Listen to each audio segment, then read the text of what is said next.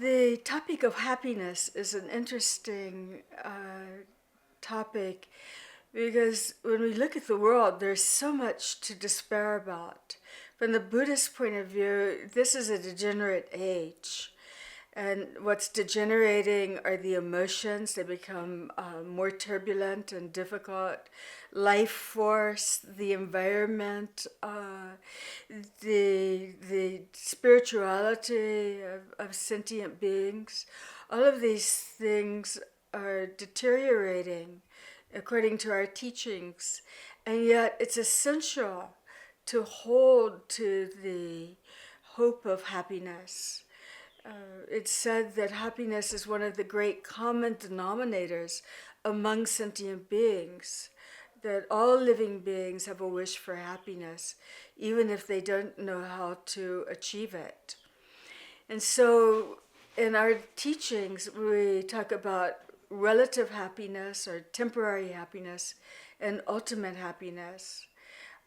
We human beings are fortunate that we have moments of relative happiness.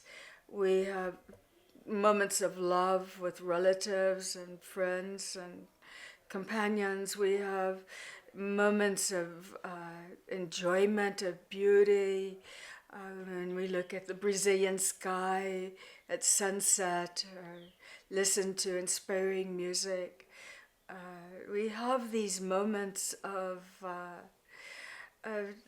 simple happiness. And the when we have these moments, the trick is to know what to do with them. Because if we try to hold to them, we're always disappointed. Because one of the great dissatisfactions in our existence is the fact that everything changes and the moments of happiness come and they go. And so then what to do? Do we push them away because we know that disappointment will follow?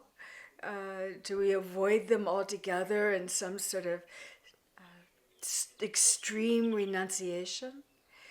The teachings are that when those moments come, then we make the altruistic wish in that I have this moment of happiness, this joy, may others likewise experience it.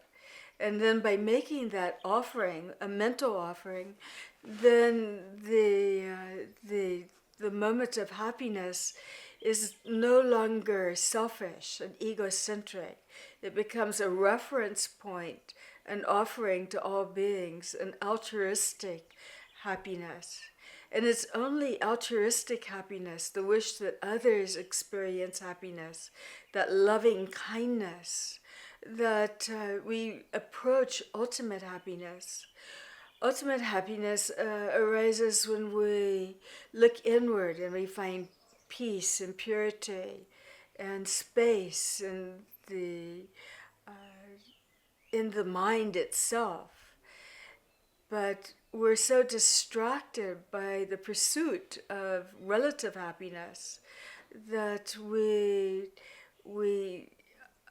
go from hope to fear, from enjoyment to disappointment, all of these back and forths.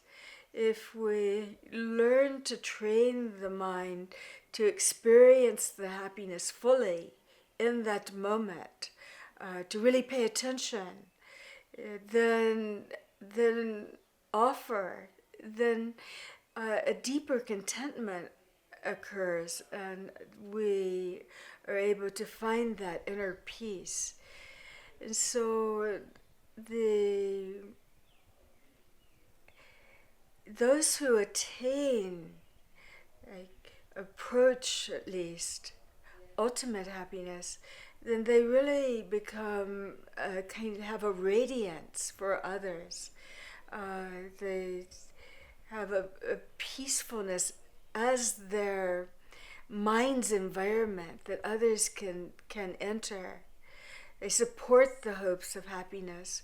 We can look at the world and all of the problems of the world and come to a place of depression and despair, or we can look and find the moments of happiness in our own life, offer them, rejoice in the happiness of others, and wish that it leads them to ultimate happiness.